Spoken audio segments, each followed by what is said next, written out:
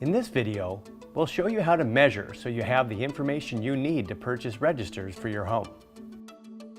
Floor register sizing is based on the size of the duct opening, not the faceplate. So start by simply removing your old register from the opening. Floor register measurements start with the short side. So the replacement size for this register is 4 inches by 12 inches.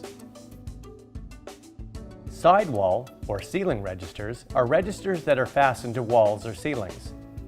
The same rule for measuring applies as with floor registers. You just need to measure the size of the duct opening, not the faceplate. Sidewall, or ceiling register sizes are width first, then height.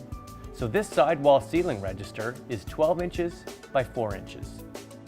The shoemaker submittal shows relative measurements to help ensure that your register is a good fit. These include the nominal duct dimension, which is the size of the duct opening, the size of the faceplate, which is the nominal duct dimension plus 1 3/8 of an inch, and the size of the register, which is the nominal duct dimension minus 5/16 of an inch.